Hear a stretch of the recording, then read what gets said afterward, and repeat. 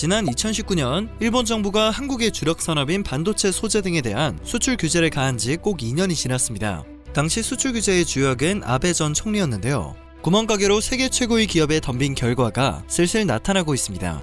미국과 중국의 반도체 공급망 대결 구도 속에서 일본 반도체 산업은 설 자리를 잃었고 국내 수요조차 안정적으로 확보하지 못하는 상황을 직면하게 될 것이라는 위기론이 쏟아져 나오고 있기 때문입니다. 한국 등의 해외 반도체 업체들이 활약을 하고 있는 그림자에서 일본은 소외되고 있다는 냉철한 분석도 찾아볼 수 있습니다. 아베 전 총리와 경제산업성의 합작품이었던 우리나라에 대한 수출 규제 역시 세계적 조류에서 이탈해가는 일본 반도체 산업에 대한 위기감과 한일 반도체 산업 역전에 대한 불만이 복합적으로 작용한 결과였음이 재확인되고 있는 것입니다. 20일 업계에 따르면 삼성 SDI 전자재료 사업부는 최근 자사 연구소의 PR 개발에 활용하기 위한 8인치 웨이퍼 노광 및 트랙 장비를 입고했다고 합니다. 그리고 PR 연구팀을 재정비 및 보강했으며 PR에 활용되는 반도체 노광 분야 전문가를 영입하기도 한 것으로 전해집니다. PR은 일본 정부가 대한국 수출 규제 당시 규제 품목으로 지정한 소재입니다. 때문에 삼성 SDI가 이를 갈고 PR 개발 움직임을 시작하자 일본은 크게 당황한 상태입니다. 반도체 공정에 꼭 필요한 물질인 PR은 일본 업계가 압도를 하고 있기 때문이죠. 그런데 전 세계가 인정하는 최고의 기술력을 갖춘 삼성이 반도체 PR 개발 움직임을 보이며 국내 반도체 소재 국산화에 적지 않은 영향을 미칠 것이라는 분석은 일본을 당황시키기에 충분한 소식이 되고 있습니다. 이것만큼은 국산화를 하지 못할 것이라는 자신감을 내비치고 있다가 제대로 망신을 당하는 시나리오가 펼쳐질 가능성이 크기 때문입니다. 일본은 첨단 공정용 소재인 극자외선 포토레지스트만 수출을 제한했습니다만 법령으로 쓰이는 불화 아르곤과 불화 크립톤, 포토레지스트도 사실상 일본 소재 회사가 독식을 하고 있다고 봐도 무방한 상황이었습니다. 일례로 국내의 시모스 이미지 센서 제조에 쓰이는 불화 크립톤 포토레지스트 PR은 일본 후지사가 대부분 점유율을 차지할 정도로 기술이 뛰어난 것으로 알려졌죠. 일본 수출 규제 사태 이후 국내에서는 동진 세미캔과 SK 머티리얼즈 퍼포먼스 등 PR을 제조하는 업체들이 공정별 PR을 개발하는 등 국산화 움직임이 있었습니다.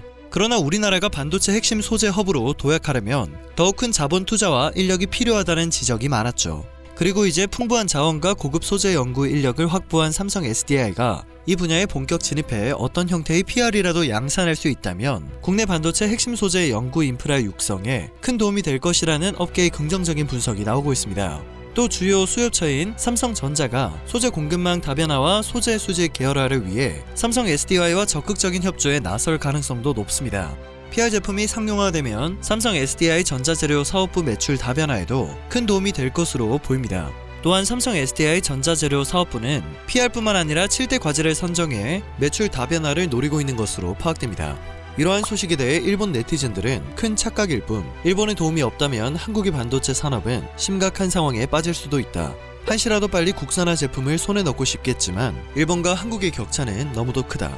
삼성의 시대는 끝이 보이고 있다. 삼성의 물건 따위 신경 쓰지 않는 사람이 대부분. 일본의 기초 기술이 없으면 아무것도 할 수 없는 게 한국의 현실입니다. 와 같은 반응을 보이며 말도 안 되는 근자감을 내비치고 있습니다. 일장기 반도체는 과거 1980년대 세계 시장 점유율 50%대로 1위를 달렸던 일본 반도체 산업의 위용을 가리키는데요. 한국의 국산화 움직임은 최근 일장기 반도체의 부활에 시동을 걸고 있던 아베 전 총리와 주무부처인 일본 경제산업성을 긴장시킬 수밖에 없는 소식입니다. 아직도 한국을 뛰어넘겠다는 야욕을 버리지 못한 일본 정부는 40년 만에 이제는 옛말이 된 일장기 반도체를 재건하겠다며 이를 국가적 사업으로까지 띄운 상태입니다. 이 부활 작전에는 지난해 총리직에서 물러난 아베 전 총리의 정치적 부활과도 맞물려 있다는 게 일본 정가의 지배적인 해석이 따르고 있습니다. 때문에 막대한 자금과 첨단 기술 확보가 요구되는 세계 반도체 전쟁에 뛰어들겠다는 일본의 반도체 산업과 아베가 함께 부활할 수 있을지 그 실현 가능성에 관심이 모아지고 있는데요. 어떠한 성과를 내기도 전에 일본 반도체 산업이 1990년대 이후 잃어버린 30년을 보낼 수밖에 없었던 이유와 수출 규제에 대한 통렬한 반성이 먼저 필요하다는 분석이 벌써부터 나오고 있는 상황입니다. 수출 규제로 한국에 큰 타격을 주려고 했지만 한국의 내공은 생각보다 탄탄했습니다. 일례로 최근에는 국내 연구진이 순수 국산 기술로 세계 최고 수준의 효율로 수소를 생산하는 시스템을 개발하며 각국의 이목을 집중시켰습니다. 물을 전기분해해서 청정에너지 수소를 얻는 방식이었는데요. 현재 생산되는 수소의 효율은 82%, 1시간에 2kg의 수소를 얻을 수 있는 세계 최고 수준입니다. 효율 82%는 100의 전기를 넣으면 82의 수소를 얻을 수 있는 수준. 2kg의 수소는 수소 자동차가 서울부터 전주까지 한 번에 갈 수 있는 양입니다.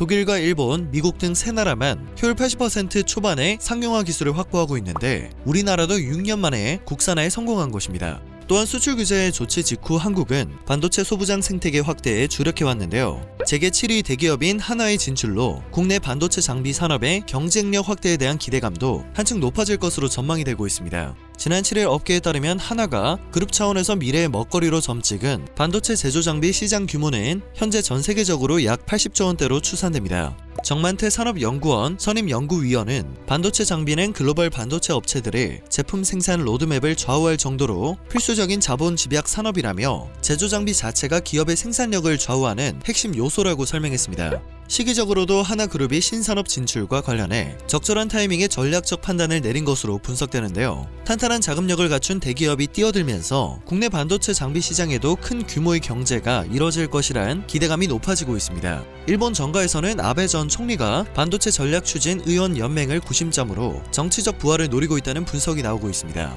일본 자민당의 킹메이커이자 친중파인 니카이 도시히로 간사장과 그가 이끄는 니카이파를 견제하기 위한 수단으로 반도체 이슈를 선점, 당내 구심점 회복을 노리고 있다는 말인데요. 아베 전 총리는 경제 정책의 뼈대라는 뜻에서 일명 호네부토 방침으로 불리는 일본 정부의 경제재정 운영 지침에 반도체 산업 재건에 대한 의지를 반영시키겠다고 했고, 이 공언은 지난 18일 그대로 이루어졌습니다. 이날 국무회의를 통과한 스가 내각의 첫 호네부토 방침에는 경제 안보 항목이 새롭게 추가되었고, 그 핵심으로 반도체 산업을 국가 전략으로 추진할 것이라는 내용이 명기된 것을 확인할 수 있었습니다.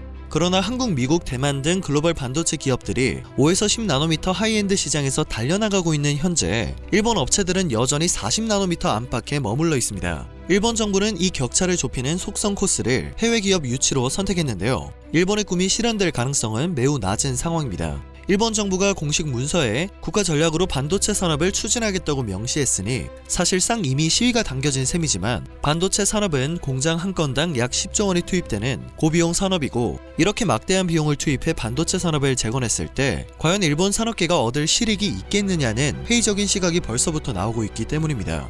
첫 번째 문제는 일본 내에서 반도체를 사줄 큰 고객이 없다는 점입니다. 구매처의 문제라고 볼 수 있겠죠.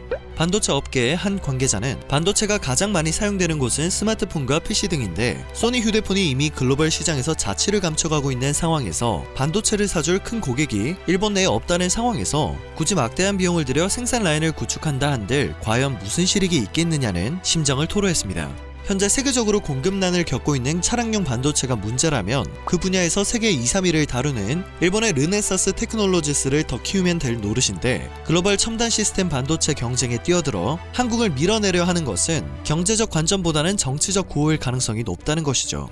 두 번째 문제는 일본 사회의 고비용 구조입니다. 반도체 산업이 기본적으로 고비용 산업인데, 여기에 전기요금과 임금 등 일본 사회의 고비용 구조까지 가세하면 과연 채산성이 나오겠냐는 분석입니다. 더군다나 일본에는 미국 인텔과 같은 대규모 팹리스가 없습니다. 설계와 파운드리, 포장 등 전 영역에 걸쳐 첨단 기술 확보를 위해 막대한 투자가 필요한 것입니다.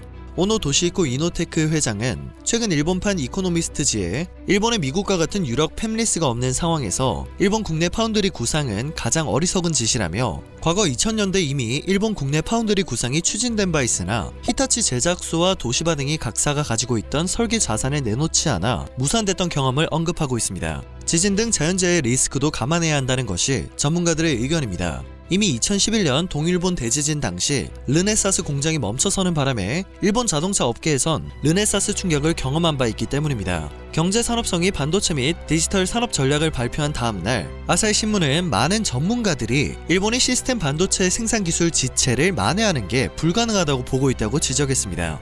결국 일본은 수출 규제로 한국에 큰 타격을 입히지도 못했고, 오히려 국산화 움직임을 부추겨준 꼴이 되었습니다. 그리고 그들이 걸어갈 노선마저 굉장히 애매해진 상황입니다. 이상 한국의 글로벌 반도체 기업을 일본이 절대 따라올 수 없게 된 현재 정황을 살펴봤습니다. 긴 영상 마지막까지 시청해주셔서 정말 감사드립니다. 늘 새롭고 유익한 뉴스를 전하는 로버튜브 되겠습니다.